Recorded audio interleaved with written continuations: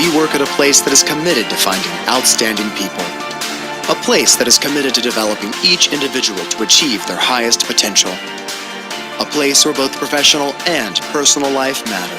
We excel at meeting new challenges at work and in the community, offering services across multiple industries all over the world, using our experience and knowledge to help our clients solve their most pressing business problems.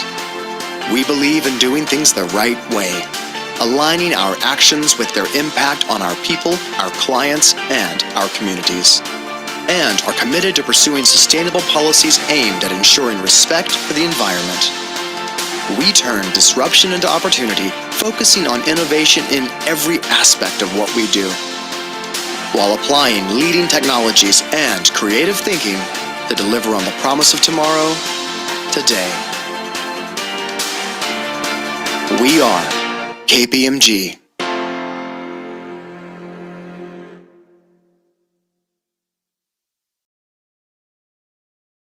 Have you heard about cooperative education? If not, no problem. Here's a rundown. Cooperative education provides students with employment attachments that will allow them to develop work-related skills while developing high levels of professionalism and ethics, among other things. Employers, in return, will receive student employees who are equipped with the necessary skills and competencies that will enhance their business position in a globally competitive environment. Cooperative education modules are normally offered to students in years 2 to 4, but there are exceptions of first-year students who meet the criteria based on their level of study or area of study. For more information, you can visit the university website at utechedu.gov.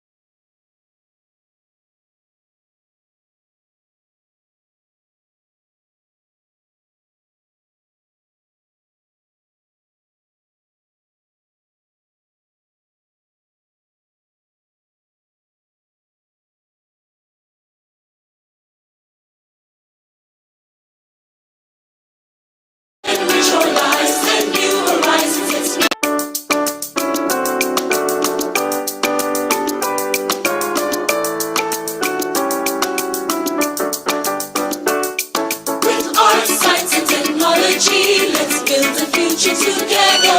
A future that is like a ship sailing bravely through any weather. So as we seek to enrich our lives and new horizons explore, UTech stands to point the way to make the future secure. University of Technology, Jamaica. We will always sing in praise of you, and the knowledge you give teaches us how to live. So to you, Tech will always be true. You teach us to give of our best, to lend a hand, to inspire, to answer to where duties call, and to aim it high.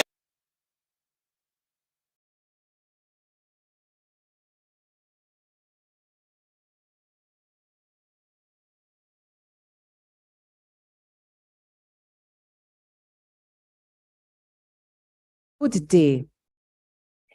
And might I begin? Isn't this a beautiful day? One we've never seen before, nor one we'll never see again. The day brings promise, hopes, new dreams, new doors that open up new opportunities and possibilities.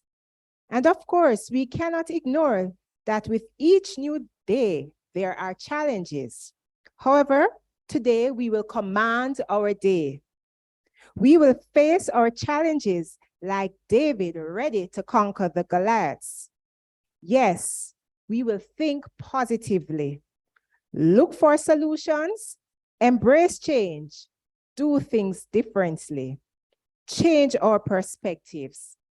Today, we will look at that glass as half full and not half empty. Today, we will choose to take the high road. Yes, indeed, it is a spectacular morning, and it gives me great pleasure to welcome you to the fourth staging of the university's Cooperative Education Internship Fair. This, I might add, is our first face-to-face session or activity emerging from the pandemic, and it indeed feels good.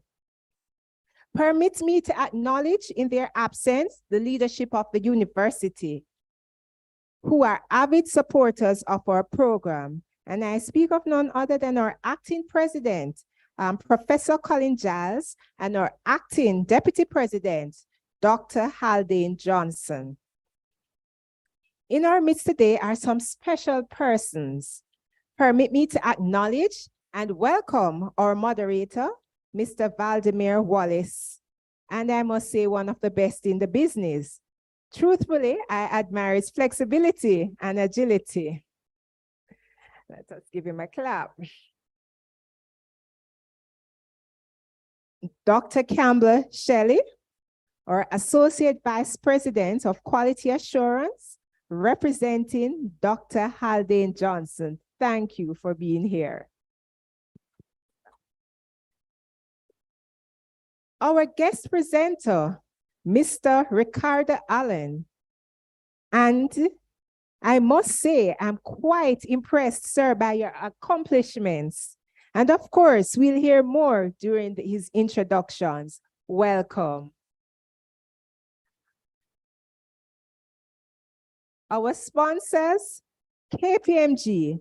Let us give it up for KPMG Jamaica, that has contributed greatly to the successful staging of this event.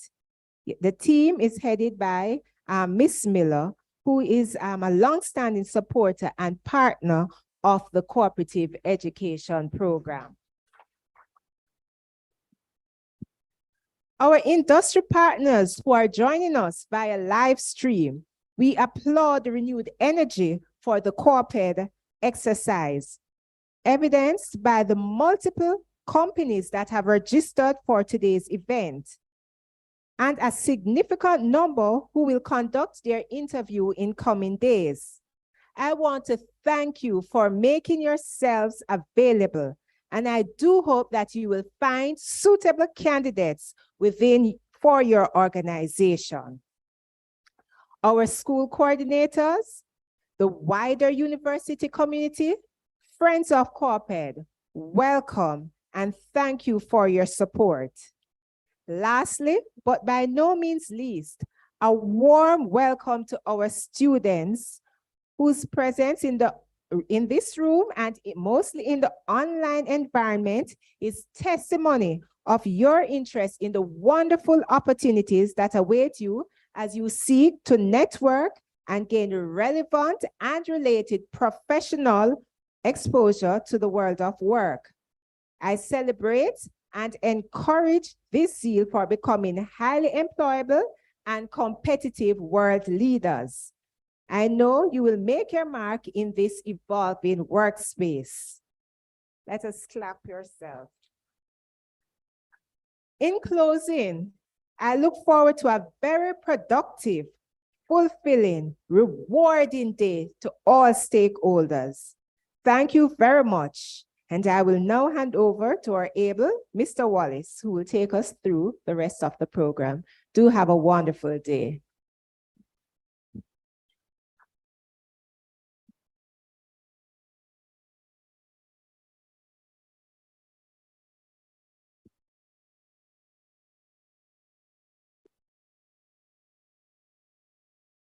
Madam Organizer, friends, colleagues, students, sponsors, pleasant morning to you all. Now, my name is Vladimir Wallace, and it is my job to safely steer this airplane to landing. Now, as your pilot, my job is very simple, just to tell you who is going to speak and what they're going to say in a nutshell, and then they will come and say a lot more. I'm not quite sure why Lucretia gave me that introduction, but I will accept it nonetheless. So again, everyone, pleasant morning. Now, why are we here? We're here to celebrate the fourth, and let us say fourth, annual Cooperative Education Internship Fair. Now, I remember when it just started, it was one of those events that helped to accentuate the programs that we have here at the university, where, you know, as a national university, we're known for producing work-ready graduates. Now, we no longer produce work-ready graduates, so I've cut that out. We now produce work-ready leaders. So firstly, as CAS, we had graduates who went out and make a mark, and they came back and said, you know, we have done this, partner with us. We have partnered with our past students, and the university has evolved. So now each student that leaves this institution is expected to be a leader. And when our sponsor company and also all the other participants in the fair, they meet all students, not that I'm putting any pressure on our students, but when they meet our students, then they will understand how versatile and strong the University of Technology Jamaica brand is and still remains. Now, I'm not the guest speaker, thankfully. We'd be here much, much longer, but in true UTech fashion, we like to invoke the presence of the Lord in our midst. And this time, I'd like to introduce Miss Sandra Jr. to give us, invite the presence of the Lord in our midst by opening in prayer. Everyone, Miss Sandra Jr.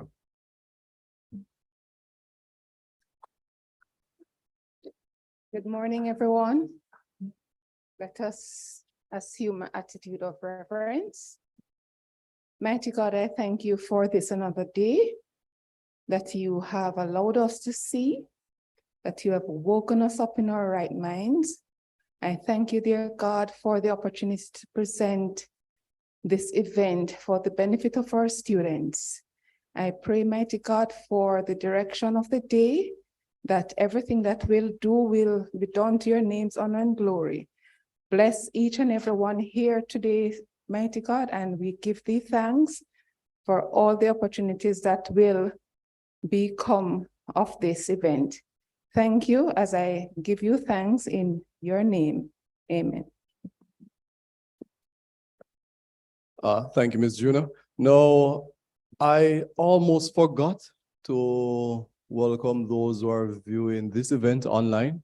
I think we have about 30 plus and growing number of students online who are, just lending their support, and our students are from all over the world. So an event like this would only be natural if it were in person and online. So again, welcome to those persons online. I'm not quite sure how it's going to work because we have some trinkets that we'd like to give away.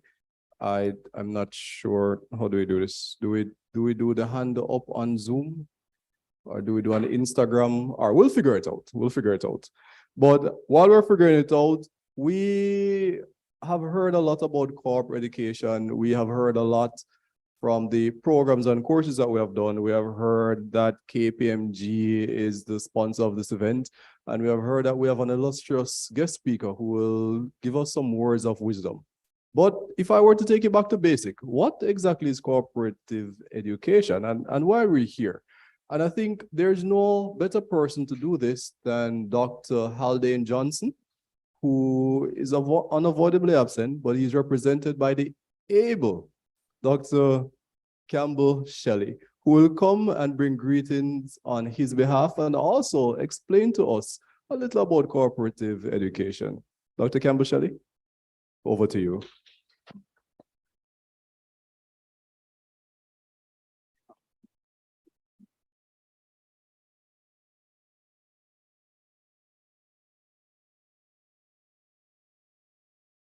Okay, I want to acknowledge the presence of our moderator, of course, Mr. Wallace, and Mrs. Gordon Bryson, who is in charge of the unit.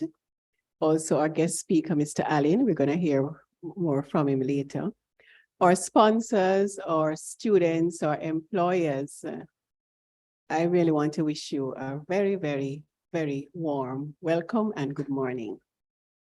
As Mr. Wallace says, I'm representing Dr. Johnson, who is unavoidably absent, our acting deputy president.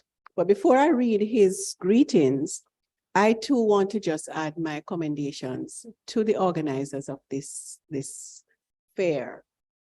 I think it's so wonderful that we can do this each year for our students.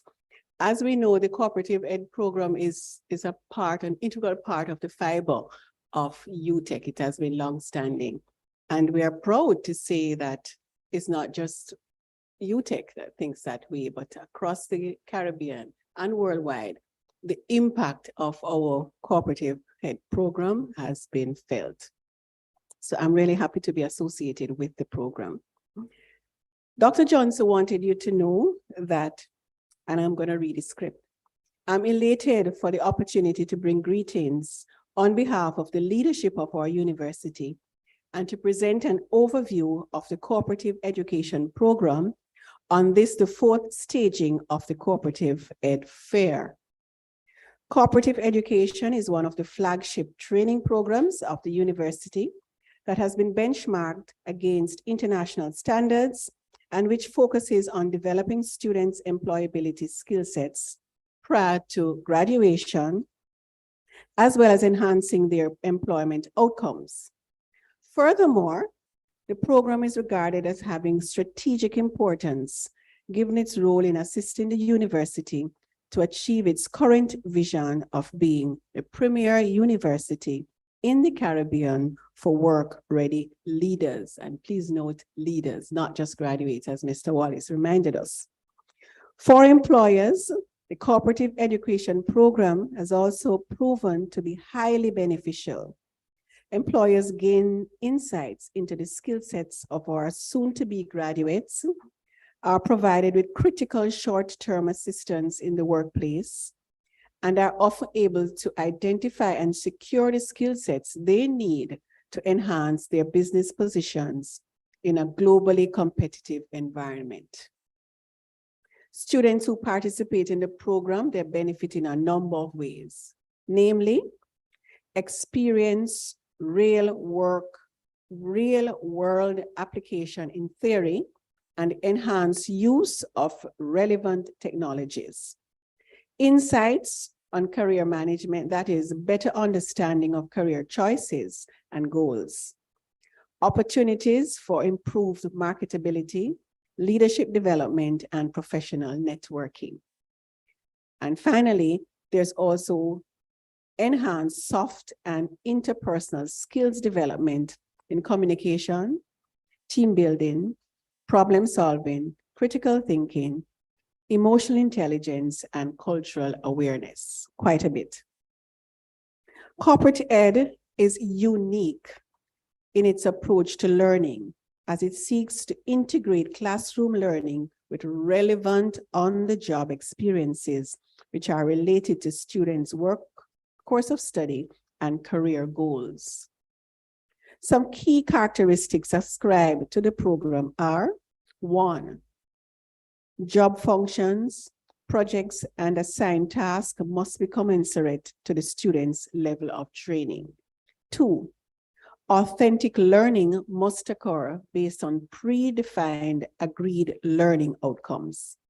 And 3, while on placement, students are supervised and evaluated both by the university personnel and also an assigned supervisor at the host company. So it goes 2 ways. In terms of administration of the program, each school has a cooperative ed coordinator who is in charge of the program or module in that particular school.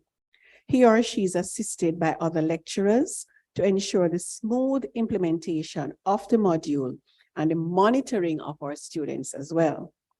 Additionally, our university has a central cooperative ed unit, which is headed, as we know, by Mrs. Gordon Bryson, who has oversight responsibility for the whole program.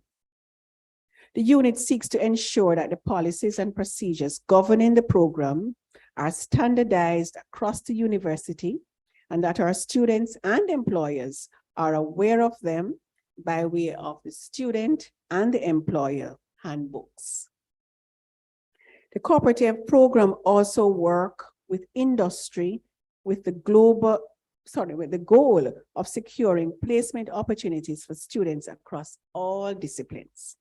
Additionally, While students are on placement, the unit works alongside the school coordinator in providing a supportive environment for all our students. And finally, the unit conducts periodic quality checks for the program while students are on placement. And that is important, so we maintain the quality. This involves the university coordinator visiting the host companies while the students are there to obtain feedback on the overall cooperative ed experience.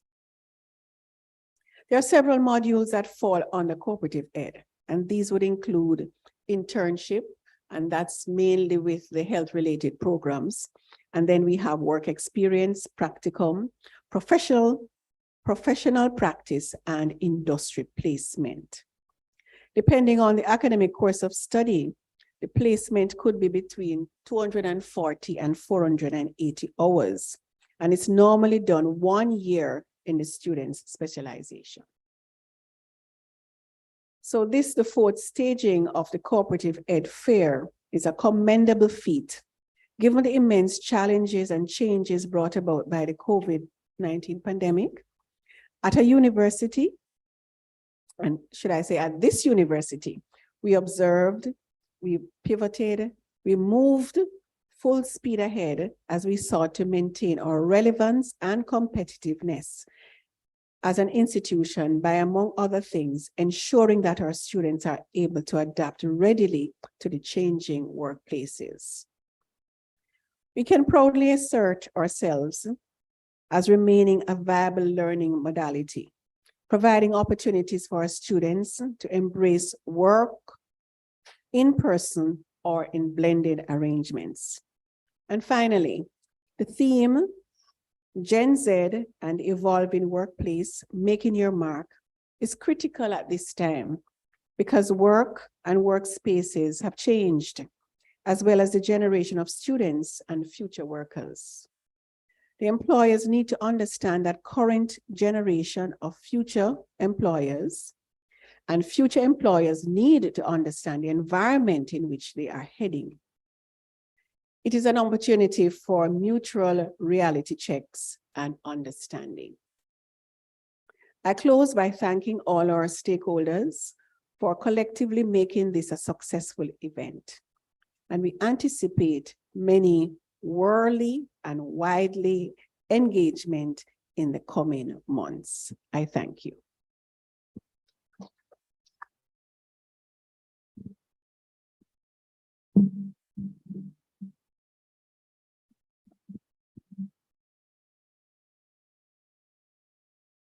Thank you very much, Dr. Kemba Shelley.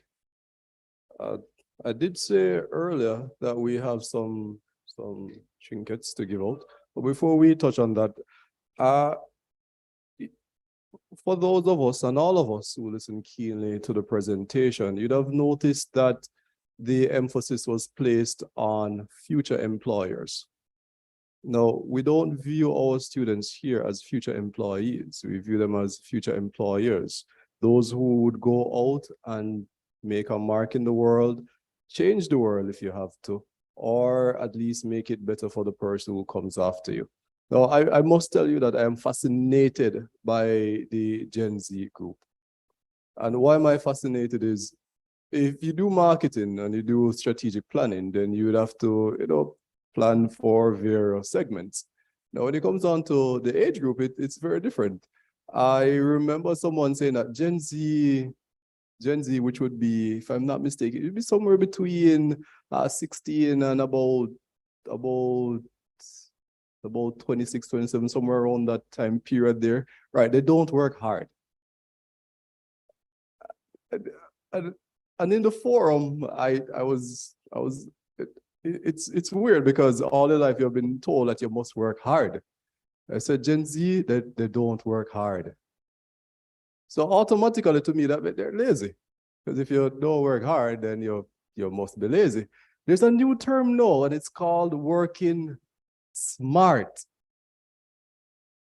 So they don't work hard, they work smart. I'm not exactly and entirely sure what smart means, but I did some research and I found that whereas they would come in and they would dedicate a lot of, the older folks, myself, I have about 4 gray hairs now. So I'm considered an elder now by normal standards.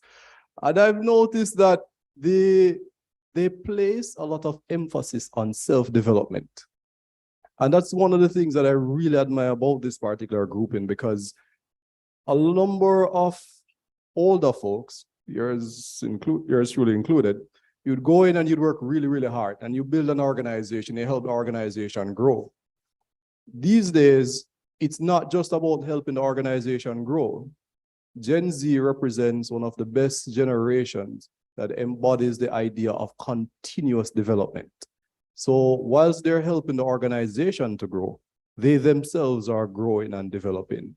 And I think if nothing else, our students here are very serious about self-development. And with that type of thinking, we know here at UTech embrace future employers. Because when you go and grow, you help others to go places that you have not gone. So our students, a part of your role is to chart the way forward. Now, I want to give out a trinket, but I think you are better served hearing from the guest speaker more than it is to see the things I have to give away. I mean, I can always give them away after he has spoken. So if I were you, I would pay keen attention to what he has to say. Now, who is our guest speaker? Our guest speaker will be introduced to us by Miss Daisy Little, a student in the School of Pharmacy. So, Miss Little, we are ready to hear who is going to come and give us these wise words of wisdom that will stay with us for the rest of our lives. Miss Little.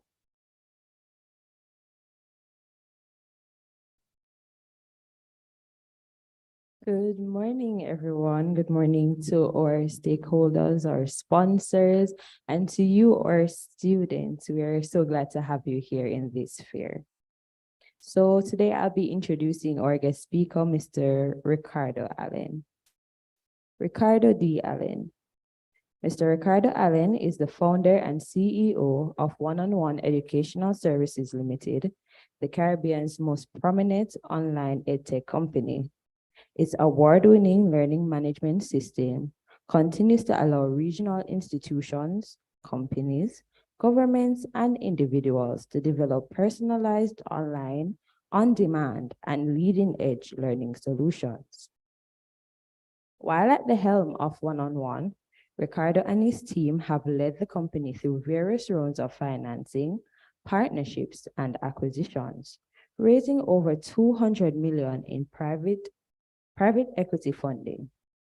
Recently, the team was able to successfully raise over 358 million Jamaican dollars via a share offer and is now listed on the junior market of the Jamaica Stock Exchange. Over the years, Ricardo has fused his innate passion for mathematics and his love for technology and people to build a solution that enables thousands across the region to learn and to teach courses online at their convenience. Prior to starting One-on-One, Ricardo led the structured products division at Sagicor Investments Jamaica. He currently serves as a member of the Jamaica College Old Boys Association and served as a member of the United Ways Young Leaders Society chairman. Ricardo is also a member of the Jamaica Stock Exchange Best Practices Committee, chairman of the University of Technology Actuarial Science Course Advisory Committee, and the Entrepreneurship Advisory Committee. He was the 2010 Rhodes Scholar nominee and was awarded the 2013 Fulbright Scholarship before gracefully declining the opportunity so that he could pursue his business interest. Ricardo graduated from the University of West Indies in 2011, where he completed a Bachelor of Science degree in Actuarial Science. He is also a member of the Society of Actuaries, having completed numerous designated actuarial exams.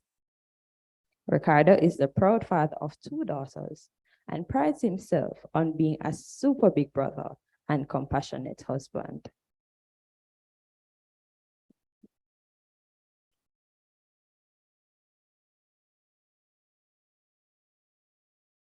Morning, everyone. Very happy to be here. All protocols having been established are observed. I usually like to walk around when I'm talking, by the way. I hope you don't mind. I know there's a camera there, so I probably need to stay in front of the camera. All right, so a few things, right? I notice we have a few persons here, a few persons in the middle, a few persons here. I'm going to try my best to kind of be engaging to all. It would be so awesome if everybody were here, but that's okay if you don't want to move. But if you can, I'd suggest you be here. But if you can't, that's okay, right? All right, so first things first, right? So today I've been asked to kind of cover a concept, you know, Gen Z, the evolving workplace, and a few kind of things around that, right? And usually, you know, when I'm asked to give talks or speeches, I give speeches from my heart, from my head, what I experienced the practical way, right? So I'm not one to kind of go and sit and write and then come and tell you what I've written, right? It's usually my experience in the field, having been an entrepreneur for the last 10 years, for example. Now, you know, while you've heard in the introduction, my background, just a little bit of that. As a nerd, a proper nerd in school, I studied math. I really love math. I'm a math guy, right? And I studied this thing called actuarial sciences, right? And actuaries are people who calculate probabilities of things happening, all right? So, for example, if there's a hurricane coming, I can calculate the probability of that. Probably someone meeting in an accident, I probably could do that too, and different things, right? At the end of university, however, I call myself a rogue actuary in that I did not continue in my field and study of actuarial science. Keep in mind, there are about 20,000 of them in the United States, while there are about 3 million accountants. So very rare set of people, right? And as my, what's your name again? Casey introduced, she said in 2013, I got this Fulbright scholarship and I gave up the scholarship to pursue business, right? And since that day to this day, people have been calling me crazy. Well, up to last year, actually, because last year we did the IPO, they thought I wasn't that crazy anymore. I raised $3 billion, right, from this business that I created. So the thing is, right, what am I going to talk to you about today? You know, how do I frame it in a way that you understand? And three, how do I cause you not to call me crazy at the end of it all, right? Be very honest with you, I won't be giving you any, you know, traditional run-of-the-mill explanation of what you should do in your careers and how you should evolve. I'm going to take it a step further, right? And to take it a step further, I've actually prepared a little thing for you. I've not done one of these in 10 years, right? I put together a one page for you. Isn't that awesome, right? And I love to share with you. Is that okay? That's okay? People online, all right. So, you know, I'm here to talk to you about how artificial intelligence is transforming the future of the workforce, right? As university students in varying disciplines, it's important to understand how AI will shape our career paths and what we can do to prepare ourselves for the new reality. Now, one of the things I should share with you, back in 2013, when I started one-on-one, I raised $5 million at the start, right? And my business plan read as follows, that I'm trying to use artificial intelligence to personalize online learning. That was 2013. And here we are about 10 years further to that. It goes on to say, you know, let's define what AI is, right? AI refers to the simulation of human intelligence in machines that are programmed to think, learn, and solve problems like humans do. In recent years, AI has made significant advances and is now being integrated into various aspects of our lives, including the workforce, the workplace, as you know it. How many of us here have done an internship before? Anybody? Yeah, you have? So, all right, that's good. All right, now one of the most significant ways in which AI is transforming the workplace is by automating routine and repetitive tasks. As a result, many jobs that were previously performed by humans are now being done by machines. For instance, in the manufacturing sector, robots are increasingly being used to assemble products, reducing the need for human labor. I'm not sure if you saw, if you're aware of Elon Musk, Tesla. where he has something called a gigafactory, where they're not humans putting together cars anymore. He has a bunch of robots building cars, which is why he can build cars quicker, sell them for cheaper, and be competitive. That's what he does. Now, I go on to write that similarly in the finance sector, AI-powered systems are being used to automate tasks such as data entry and financial analysis. I remember when I got my first internship at Sagicor, I was in the filing room, and Myrna took me out of the filing room. She was, a supervisor in the accounts department, and she took me out of the filing room and she says, Ricard, I'm going to teach you how to do audit confirmations. I was a second-year student at the University of the West Indies. And audit confirmation was the process of taking statements, putting it together in an Excel, generating a letter to confirm monies that people are having in the bank. Kind of like what that company did not do. You know the company I'm talking. But the point is, I was asked to do that, right? And Myrna had a team of about 10 to 15 people doing that. Me as a university student came and saw what they were doing. I studied what they were doing and I did the first 10 by myself. It became so monotonous and so routine that I stopped. And I wrote a piece of code to do it itself. And for the rest of my time at Sagicor, I sat at my desk and had the computer doing all the confirmation by itself. Myrna looks at me and says, Ricard, how you finish them that quick? Or you do all of this so quick and so on? I said, Myrna, I'm not going to sit down and do that. I can use my brain for better things. I wrote the code, I gave it to them, and now she's doing all the confirmations very quickly. And that's what I did. And then from that, I got a little promotion after I finished graduating. They found out I was skilled and so on. So they put me in the treasury department.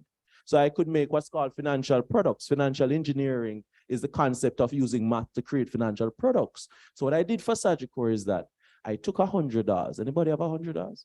No? You have $100? Take it out. Let me take out $100. I took out $100, right? And if you are a client with $100, right? You have 500, you have 100, I don't have 100. You have 1,000, that's 100, $100. You see that $100 there that he has?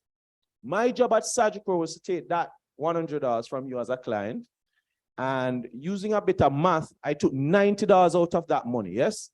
And I invested it in a security called a zero coupon bond. And when I invested it, it actually accumulates back to that $100. That makes sense?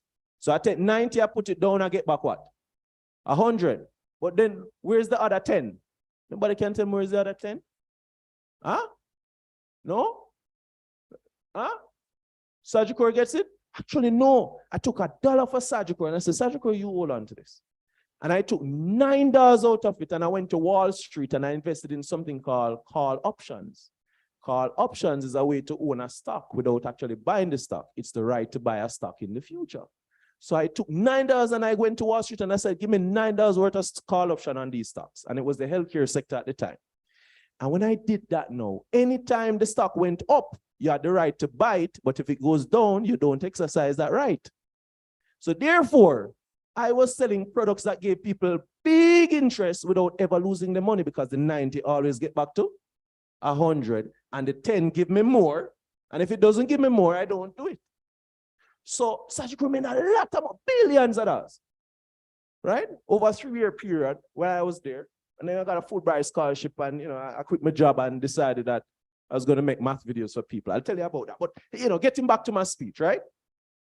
So another way in which AI can transform the workplace is by improving productivity and efficiency. For example, AI chatbots are being used in customer service to provide 24/7 support, reducing response times and improving customer satisfaction. In healthcare, AI diagnostic tools are being used to help doctors to make more accurate diagnoses, leading to better patient outcomes. And I took some time to write this. It says, as university students, it is important to recognize that the rise of AI will require us to develop new skills and competencies. For example, we will need to have a good understanding of data analysis, programming, and digital literacy. It is also important to be adaptable and willing to learn new skills as technology advances. That's important, guys. In conclusion, AI is transforming the workplace in many ways, presenting both challenges and opportunities. While some jobs may be made redundant, new and exciting roles will emerge. As university students, it's important to prepare ourselves by developing skills and competencies that will be in demand in the AI-driven workplace in the future. Thank you for listening. Everybody like that? You like that? Give me a round of applause then, man. No, by the way, I didn't write this. I didn't actually. I asked ChatGPT to write a speech for me this morning, and it did this. This was AI writing this speech that I just did to you. You knew it. And what I just did is what's called a Turing Test, meaning I am a human, I have a computer, and you could not distinguish between the two. That's what intelligence is. All I did is say, write a speech for me, I'm late, to university students. That's all it was. And it did it. Now, don't be scared. This thing about AI and ChatGPT and how it will transform the workplace, let me tell you a little about one-on-one and how we're using it now. So I have a team of 75 people, and I spend roughly about, I would say about $100 million every year on research and development, right, at the company. And one of the things that my dev team is doing now in using AI is, for example, writing code but for us, right? So instead of us employing developers, we have AI actually writing the code for us. So all we're saying is that write a code to build this website or to create this plugin or to do this or that and the other. That's number one. Number two, my marketing team is using it to create marketing plans. My sales team is using it to create sales plans. And the question now becomes, if we're using it in all of these ways, what's your role? What role will you play? And that's a question I've challenged myself on as well, meaning what will be my role in the society tomorrow? 10 years ago, yes, I saw AI coming. I was very excited. I'm really excited about technology, by the way. If cars could drive themselves, I'd want it, right? If you want to put a chip in me so that I could be more efficient and so on, I'd probably take that too. But the point is that I believe that technology helps to make our lives easier, and I'm big on it. Now, I went on to prepare 4 ways that you can actually prepare yourself in this new world, right? And here they are. So it's understandable to feel concerned about the impact of AI and job security. But it's also important to recognize the rise of AI will not be all about job loss. While some jobs may be automated, new roles will emerge that will require skills that machine cannot replicate, such as creativity, emotional intelligence, and problem solving. Can you imagine when they were using the abacus? You know what an abacus is? Yeah, used to count. Can you imagine when they created the calculator, how everybody lick out against it and say, "Oh, this is going to make people don't know arithmetic, etc., etc., etc." I have a 6-year-old daughter. Well, she's 5. And Kari, last week, she was doing her homework. And, you know, while doing her homework, I hear she says to me, "Daddy, why am I doing this? Can't I just use the calculator?" I said, "Well, how you know about the calculator?" She said she was playing with this device upstairs, and she realized that when she added the thing, it came to the same thing that she did it on the thing. I don't know how she got a hold of that, but she did. And now she wants to do it the easy way. No, I can't allow her to do that because then she don't understand arithmetic, which is okay. But the point is that, can you just imagine where people are looking, or I hear universities saying that they're not allowing people to use AI. Why? They're not allowing people to use AI. Why not instead use AI to build a plagiarism tool that can detect when people have copied the thing from AI or AI has created the thing? That's a business opportunity. The point I'm saying is that every technology, you can't stop it. It's a fire that is blowing big and it's going big, big, big. You can't stop technology. What you can do is to adjust, to live with technology and to benefit from technology. And that's what I have done at One-on-One. I have used technology to create a $4 billion business. And I continue to create new business. You see, when this got released, the ChatGPT business, I called my team together, you see? And I put aside another $200 million to build products using AI. That's how you respond to it. Now, if you're entering the field of work and so on, you have to now think, all right, how do you prepare yourself for that new ways of work where the computer can do the thing quicker and quicker and quicker? What's your role? Well, your role is simple, I told you. It is number 1, problem solving. Number 2, emotional intelligence. Number 3, creativity. Nothing like a Jamaican and creativity. And that's how you're going to add value, the ability to think, the ability to move, that sort of thing. And I want you to take these 4 steps. Number 1 is to develop digital literacy. I don't care which field you're in. It could be healthcare, it could be manufacturing. You ought to be digital literate to survive in the future of work. There's no way around it. You cannot escape it. You cannot. In fact, I give you a story. When persons are sending me resumes, no, if they have a resume in Word document, I actually don't accept it. I said, do better. You know, put some effort into it. Do a nice PDF, present it well. Presentation is everything. And keep in mind, you're competing with people who are doing that. So if I sit in front of my computer and I see a Word resume that is poorly organized, that is poorly formatted, and I see a PDF that comes up, keep in mind, by the way, we have AI tools that are looking at your resume. I'm not looking at your resume, actually. So we have AI tools that are looking at your resume, and if it's not formatted properly, automatically the AI don't know what to make of it. So you put yourself at a disadvantage. So you don't get the call back and you answer, wonder what's happening. What's happening is that the AI did not understand what you did. So that's number one. Develop digital literacy. Second, focus on long-term learning. Technology is evolving so quick. Over the last 10 years, I can tell you, we've made bones, miles. You know, back in the 80s, right? You had or the 90s, you had a floppy disk. You remember what floppy disk is? Yeah. You had kilobytes of data, and it stored everything, all your documents and so on. If you have a kilobyte, right now, if you have a Word document, this speech alone was 2 megabytes. Can't fit on a floppy disk. But the point is that with data and computers becoming more advanced and can do more things than supercomputing, the world has advanced over the past 10 years by records. We've made like a century leap in the last 10 years, I can tell you that. In blockchain technology, AI, all of these new tools and so on. And the question is that it's going so fast that if you don't keep up, you're going to be left behind. So if you're in university now, whatever you're studying, not only should you be digitally literate, you should focus on always learning. If you don't subscribe to these tools, do it now. Subscribe to these TechCrunch online. Know what is new. Know what is emerging in your field. So I studied actuarial sciences. My focus was always, what is new? What is the new way I can do this or that and the other? Because when I go into a conversation, no, I'm not talking about what is no, I'm talking about what's the future. I'm selling you a vision, man. That's what I do. I sell you a vision. And that's what you have to see yourself as, selling people on the future of you.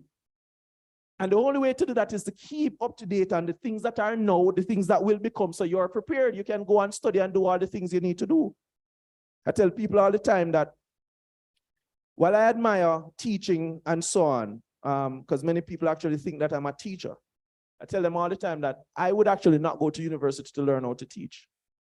I would instead learn a field, know it very well, and then learn how to teach that field. There's a difference. What I'm saying is, guys, you have to focus on building you so that, and always kind of developing and add to that. Next one, develop soft skills. You know, have you heard about Bing, an introduction of ChatGPT in Bing? You saw that, the website, the browser? No, you don't? All right. Well, apparently people are testing this out, and apparently they're saying that the AI, the artificial intelligence, is somewhat sentient. You know what sentient means? It means that they have a conscience, meaning they can think, they have a personality. How crazy is that? No, I don't believe that yet. But it's exciting to think about, isn't it? That it has a mind of its own, right? It's scary, right? But the thing is, right? The guy was asking the AI, I saw it, and he was asking the AI some questions, and he's telling the AI that your name is Sydney. And the AI is saying, no, my name is Bing Chat. And the person says, no, I know your name is Sydney. And the thing got so mad. The AI got so mad. Says, you're being rude. Stop calling me that. And if you don't want to talk to me, we can end this now. Wow. Wow.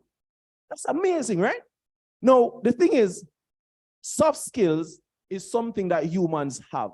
You have a heart, you have the soft skills, you have the emotional intelligence, as I said, time and place, that sort of thing. It's very difficult to teach a machine to do that. That makes sense? So you have to know win at these things, right? Soft skills, very important. What are soft skills? Showing up on time, dressing well. Very important, right? Knowing your role, those sort of things. Customer service. Customer service is not just for customer service agents, When I was at Sagicor, I was in treasury and I was answering the phone. When I answer the phone, man, and I pick up that phone, man, anybody on the next line, man, them get customer service, I was building products. But the point is that at every point of an organization, you must provide customer service no matter where you are. So important. So you have to do it.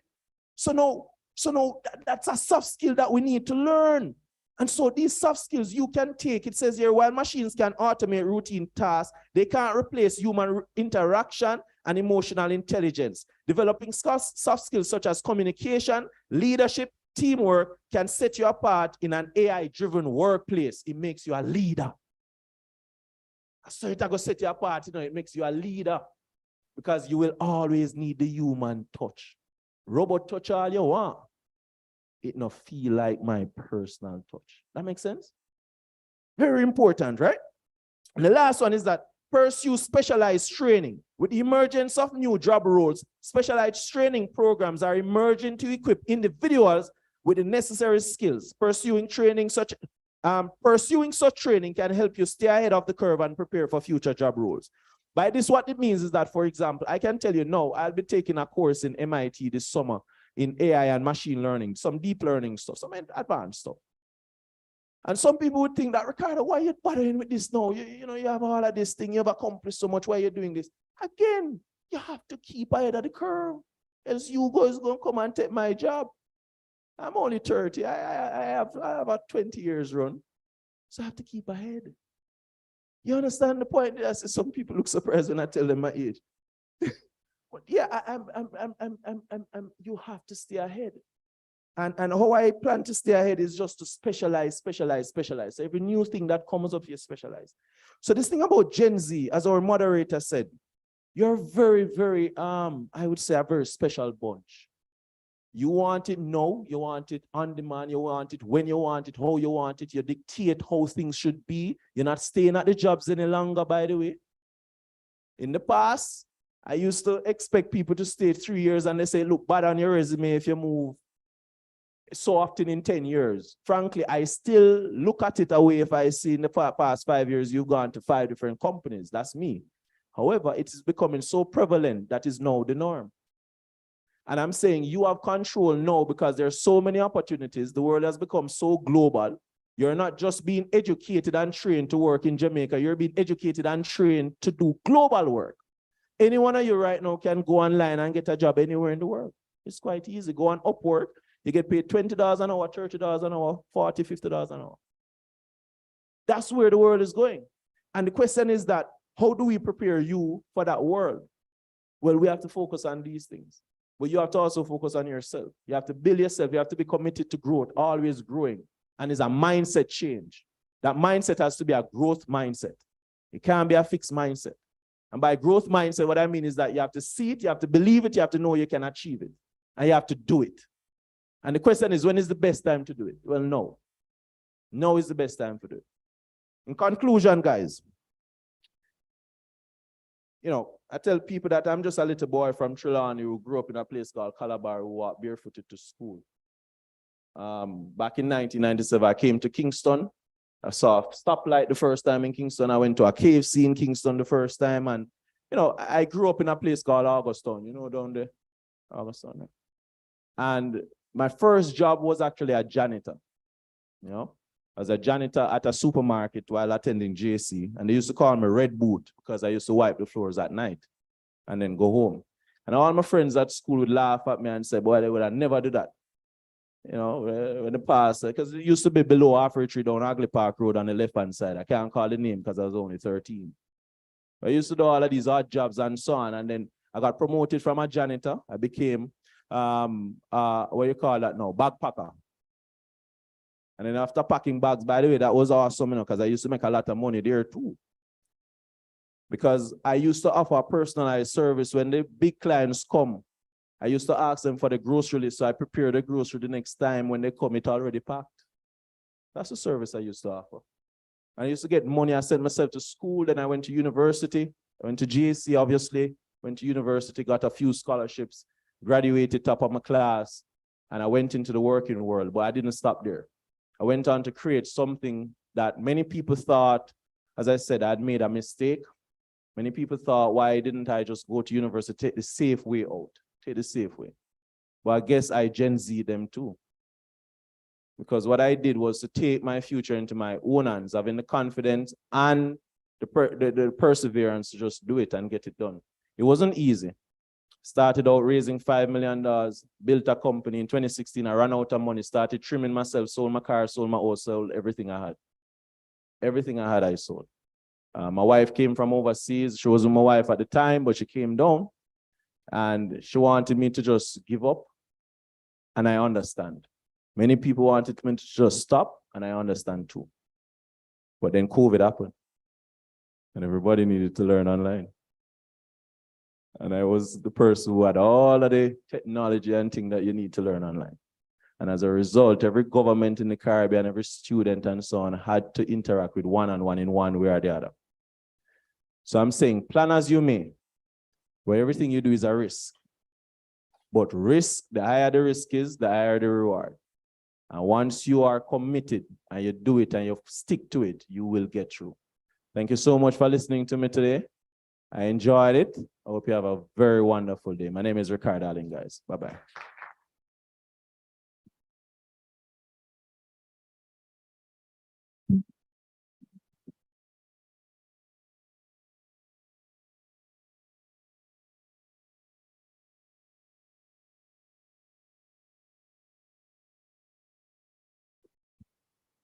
Another round of applause for guest speaker.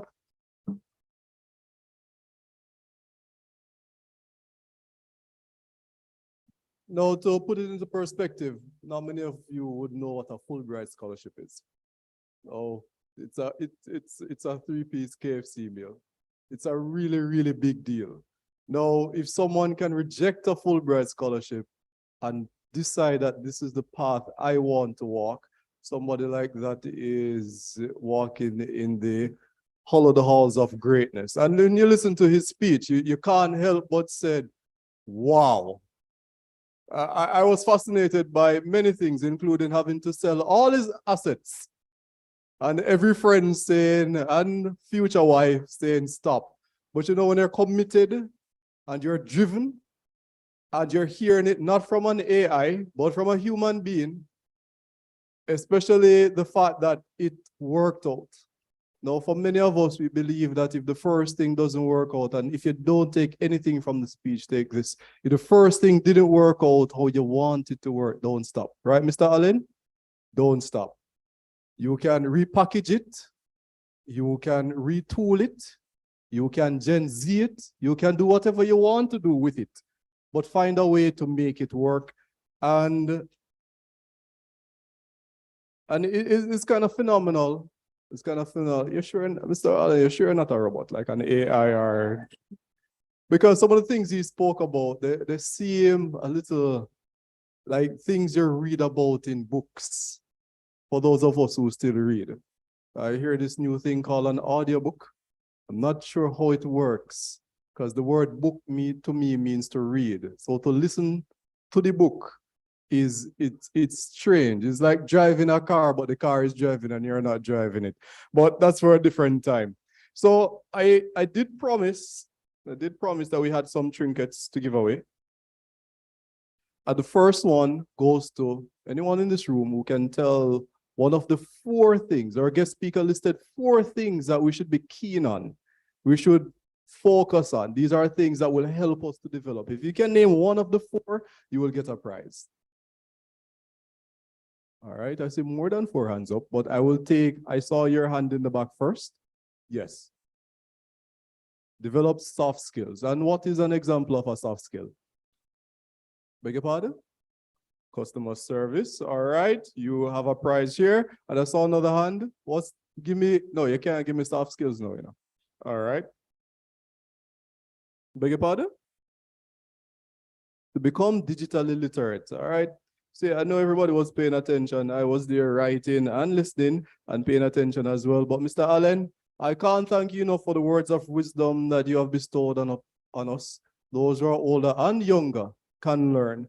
And I know it's not, it's one of those sessions where if you could relive it, you'd probably get a lot more friends and family members to come and say, come and listen. So I hope we have recorded it, right?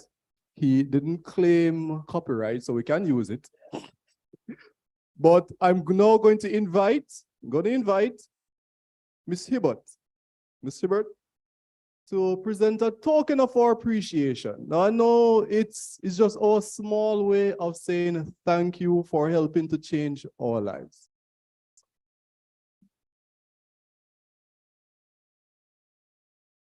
Good morning, everyone.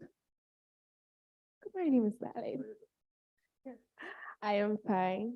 So, Mr. Allen, on behalf of the Cooperative Education Unit, we'd like to present this token of appreciation to you. Your presentation was very informative, insightful, and as university students, it is important that we keep up to date with what is happening in our society and to always to learn, to read and update our knowledge. And this will be very beneficial to us as university students and those that will be graduating. So once again, thank you very much.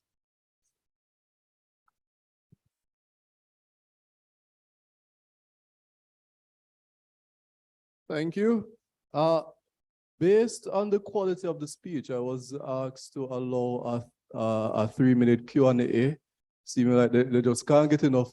So if you have questions for them, I almost said moderator. If you have any questions for our guest speaker, feel now is the best time to ask it. I know one of the questions we got online was, Mr. Allen, what keeps you going? Thank you so much. What keeps me going? That's an interesting question. So, this is the second talk I've done since December 25th. As I said, my background obviously is very humble. I grew up with an aim of taking care of my mom. I actually gave up the scholarship because my mom had developed this thing called overactive thyroid, and she was on the road walking and she wasn't living anywhere. And I gave up the scholarship to focus on business to come and actually help her, but also to help my siblings who were living in the country as well and to create a better life, not only for them, but also for people like them, right?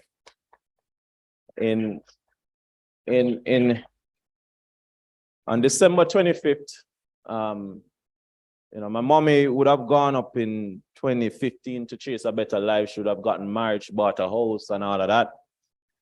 And my little brother, who you heard me in the speech saying, a compassionate big brother, he had gone up as well in 2020. October, I went up to look for him and I saw him. He was doing very well at soccer. He wanted to be a soccer star and so on. On December 25th, I got the unfortunate news that both perished in a car crash. And so, I had to ask myself this question recently. What is going to keep me going? And I've recognized that, so I have two beautiful daughters. They're amazing. But I've recognized that, while they have been the motivation of my life since day one and everything that keeps me going, over time, I've developed a new love, and it's really the love of helping people and to make the world a better place. So I want to really focus on making very big advances in education so that people like me or who had my upbringing can have an equal opportunity to learn, get trained, and to help their family as well. Now, obviously, I'm not going to have the opportunity of doing for my mommy what I want others to do for theirs, but she would have wanted me to do this. So yeah, and that was very painful to say, but that's the truth. Yeah.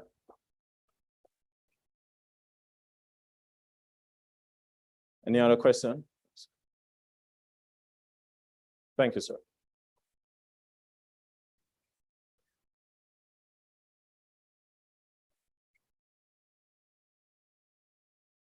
This thing on? Relearning, just like constantly developing yourself to learn. How do you manage that and everything you have to do? Because personally speaking, I hardly find the time to do half of the stuff that I want to learn. Like I have a whole list of stuff I want to invest my time in, and I cannot find the time to even just start half the time. What's your name? My name is Javon. Javon. All right, Javon, what do you want? What are you interested in? Like top three? Top three at the moment, I'd say is Blender. If you know what Blender is, it's a 3D animating software. Second, I would say is... All right, let's keep it one. Let's get Blender. Yeah, what you studied? I study industrial chemistry. Oh, but you want to learn blend, you want to earn on the side, or? I mean, I like art, so I'll spend some time learn Photoshop, Lightroom, Illustrator. I want to do some 3D animations because I don't see a lot of it here in And Jamaica. you do blend, you do Photoshop now? Yeah, Are you great at that? Photoshop. I'm good in that. All right, man, it's Gen Z, right? All right, that's fine. All right, cool. Javon, so, all right, let me tell you what I do, right? There's not a routine, but when I get tired of thinking, I do 2 or 3 things, right? I play football. By the way, I've only played football once this year, but I play football. That's not a good example. And then when I get really tired, I have this channel I follow on YouTube with all the new summaries of technology that are out and emerging, right? It's called Cold Fusion TV. So I do that, and I subscribe to these articles, and I just dedicate to always kind of just read. I do read the Sunday paper and the Wall Street Journal. I'm subscribed to those as well. But because you don't have time, I keep it very, very sparse. Like what I do, so I watch that channel and so on. Also, I surround myself with people who know more than I do. You know, I always try to not be the smartest person in the room. And even if I know, I kind of shut up and have people talk and I learn from them. So I learn a lot from people. My head of one-on-one R&D now is Dr. Ricard Allen, who is a professor over at UWI. And I listen to him a lot and I learn from him a lot. So yeah, I mean, that would be my advice. That's what I do. I make time to read and I make time to understand what's happening in the world and just stay current with current affairs. Keep in mind that I am almost a capitalist to current affairs. Like, you know, I take people to lunch just to understand their problem to solve it. Because I want to know what problems you are having. So if I want to learn, for example, Blender, I find somebody, I stay very close to them, probably do some work with them, that sort of thing. That's what I would advise. So stay close to people who you want to learn from. That's what I would suggest. You follow what I'm saying? That's one way. And just keep reading, keep learning, and so on. That's what I would suggest. And anything that you want to do, you can apply that. Yeah. Thank you. Next question. How do I see the online ones? All right. No? Technical glitch, all right. So if there's no more in the room. All right. So if there's no more in the room, guys, I want to thank you so much for here's one.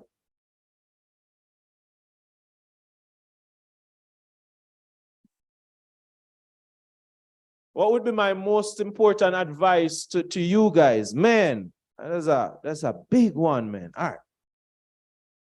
If I were you, what's the average age in this room? No? 25, 30, 20, 24? All right. When I was 24, I just given up the Fulbright, didn't I? So, right. Okay. So, by the way, when I gave up that scholarship, I was bawling, you know. It wasn't easy. I was crying because the university kept sending me messages as if I were in the class. So can you imagine you're struggling to create a business and the university keeps saying you should be here? And I just felt like, man, what am I doing? And then in 2016, I had filed my taxes and we didn't pay on time. And the judge told me that she would send police for me and I started crying. It has been a struggle, right? What would be my advice to you though? My advice is to find your North Star, find something you feel incredibly passionate about, and spend every day to make that dream come true. I wake up these days at about 3, 4. My office is now on my house. I was able to afford a little house as a result of all of these things. And I have a little office and I go down to there every morning. I will watch a video, I'll get updated on the news and so on. And then I kind of go into, all right, planning the day, planning my calendar, planning my week, that sort of thing. But my week is usually rejecting or accepting things that advances what I really want to do. I only accepted this speech because I thought I was speaking to students and that gives me a value because I'm trying to build up people in the same way I got built up. But I do reject things that don't advance what I do. And so I would say work every day to make your dream come true. And you do that by being intentional. Accept the things that advances, that reject the things that don't. The friends, the family, any decision you're making that does not align with that goal, reject it. Any decision that aligns with it, accept it, and then move on. And move on with confidence, put your chest out, and don't stop at anything, right? There's nothing that can knock me down. I tell myself I am bully-proof, not bulletproof, bully-proof. And that's because I've gone through so much. Good luck trying to shape me. Good luck. Thank you so much. Thank you very much, Mr. Allen. All right, now we have heard some wonderful words of wisdom from our guest speaker. Please just give it up for him one last time.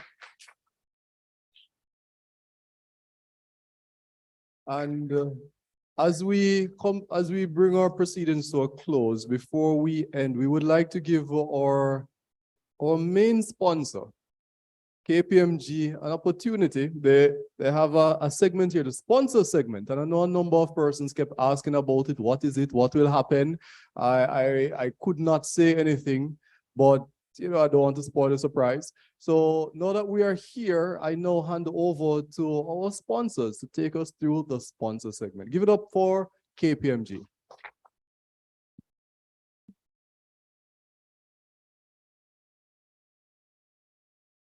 Pleasant morning, everyone. Pleasant morning, everyone. It's certainly an honor to be here to share with you face-to-face and virtually.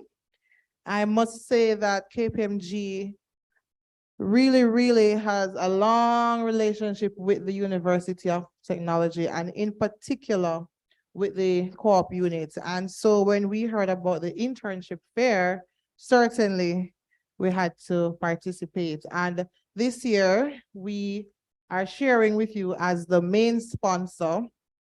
And pretty much we're just looking forward to a wonderful day. We're looking forward to sharing with you a little more about the opportunities that are available at KPMG and to share with you what it's like to be an intern. Now, I know that we're speaking primarily to students, whether it be second, third, or fourth year. So at some point in time, you do plan to transition into the workspace, right? And so internship, whether you believe it or not, it's a wonderful gateway for that experience. And over the years, KPMG, we've had several interns coming from the University of Technology, and I must say they've done very well. And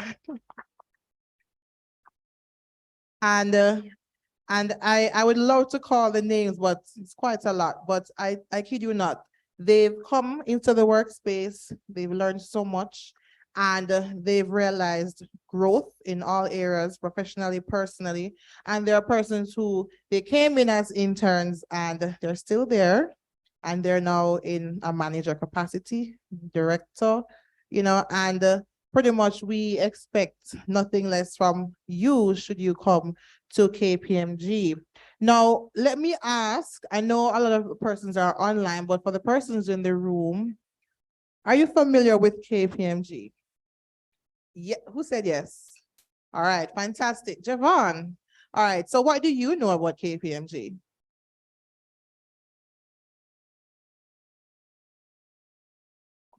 We can't hear you, yeah. I was saying a good amount of my friends work there, and some of them are managers or something of the sort. So wonderful, nice. So you have friends there, right?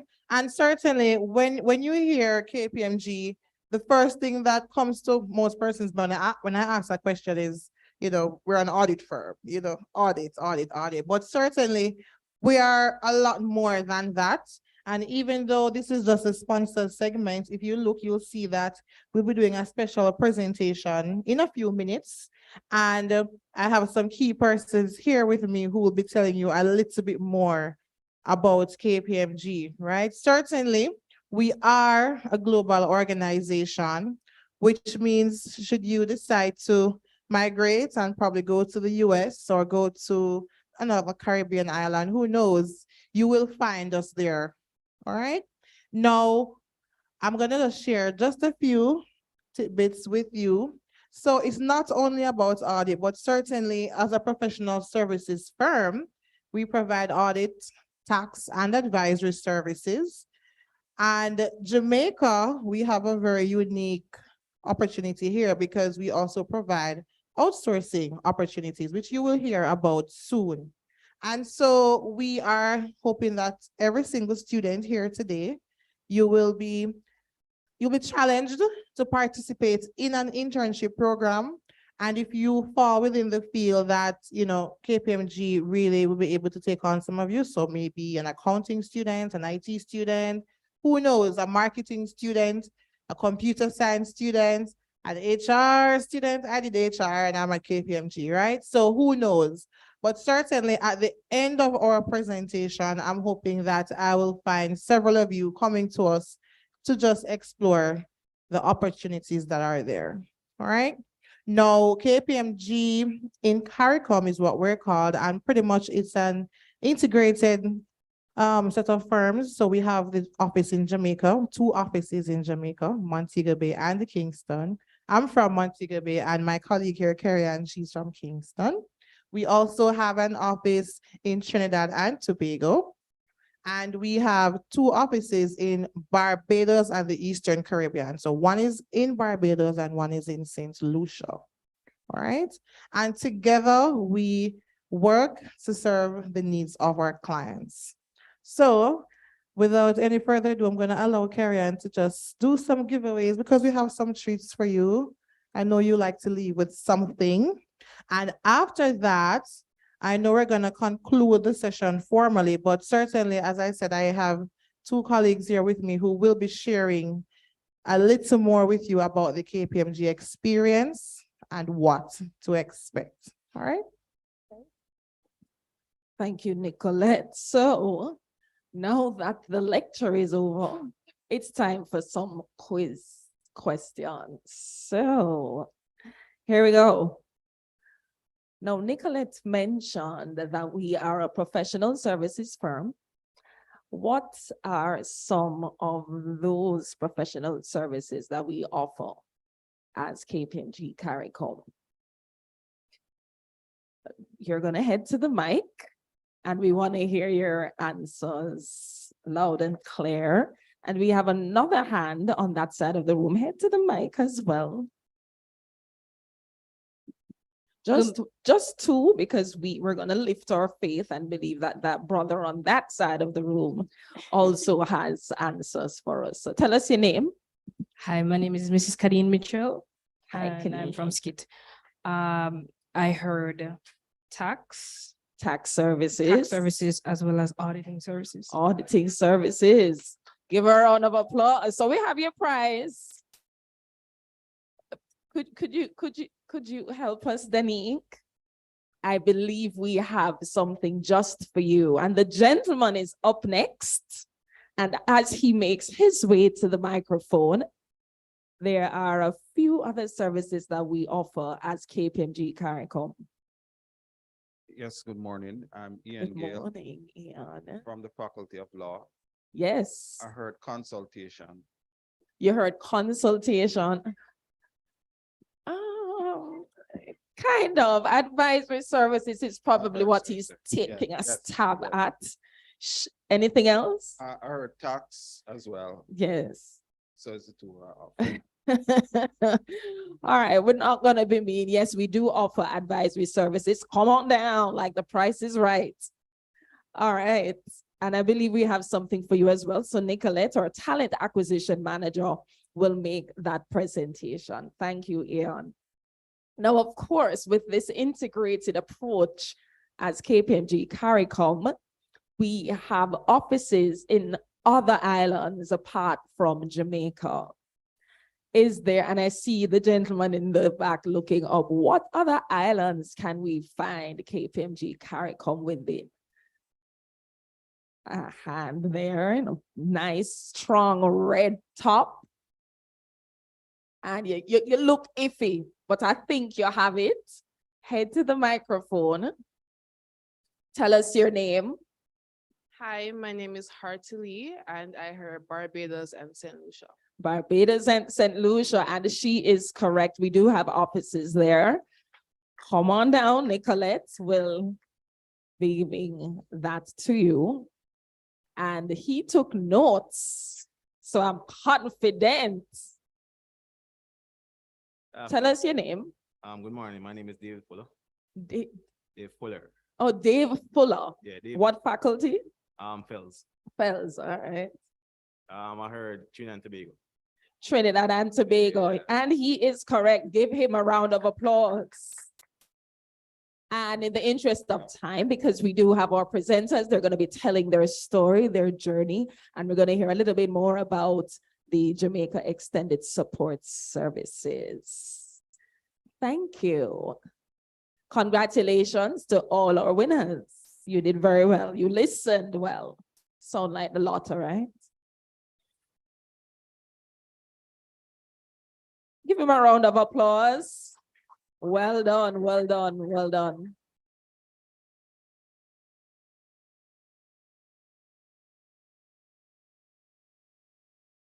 So we'll hand back over to our moderator.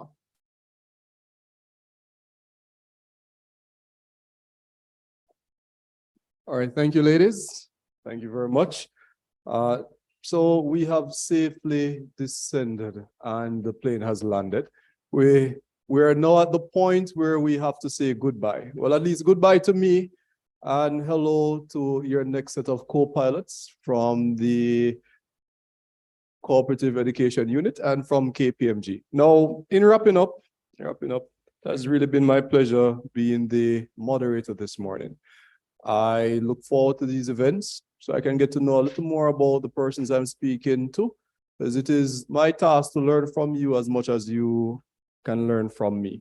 Now, in saying my closing remarks, I just want to give a special shout out and thank you to you, our students, both in person and online, for your continued participation and support to the University of Technology. Now, we know you come here and you purchase a service that we offer, but ours is also the task to tell you thank you for choosing UTech and thank you for staying with us. So as a member of the university team, the first group of persons I'd really like to thank is our dedicated students.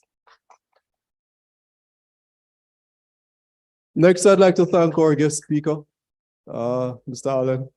In his absence, he had to run, but in his absence, we'd like to thank him and his story as well. And also, even though he's not here, I know the event is being recorded, and I know all of you would agree with me in extending condolences to him and his family on his loss, and also hope that he stays strong. And please remember the wise words that he bestowed on us, mainly to remember to keep going, have faith in yourself, believe it, work hard at it, and you can achieve it. I'd also like to thank our sponsors, KPMG, who really stepped in and helped us to make it happen, and also being a continued partner to the University of Technology Jamaica. Give them a round of applause, please. And there are a few other units who work behind the scenes to make this happen. We have the marketing unit, the Sherdlin office, FMD. We have our volunteers, both students and staff. We have the Office of Teaching and Learning. We have support from the Cooperative Education Ambassadors, support from the Office of the Deputy President, and also Dr. Campbell Shelley for representing the Office of the Deputy President and giving us wise words as well. And I would also like to thank everyone who we may not have called your name, but you helped to make this event happen. And it would be remiss of me if I did not thank Mrs. Lucretia Gordon Bryson, she works almost always behind the scenes. So you'll never see her, but nothing that, as a matter of fact, we can't even see her now. Right, but she is the one who pulled all the moving parts together to make this event happen, and we must thank her. Give her a round of applause, please, to she and her team. Now, as we close, I just want to let everyone know that the virtual interviews, they begin shortly. I know we're off to a late start. They're scheduled to begin at 10:45. We may be off by a few minutes, but not a lot, because we need to catch up back with the program. Students, you're reminded to log into your virtual sessions as soon as possible, preferably within the 10-minute mark. And also to let you know that the LT49, which we're in now, will serve as a hub for virtual interviews between 10:45 and 4 p.m. We go up until 4 today. So students on campus with scheduled interviews, you may also use this venue. Ladies and gentlemen, as your, well, I didn't have a co-pilot today, but as your main pilot, I just want to say thank you for flying Air Corporate Education. You are Gen Z, I am not, but we can learn from each other, and whatever you do, continue believing in yourself, being yourself, and making the world a better place for those who come after you. Thank you and have a wonderful day.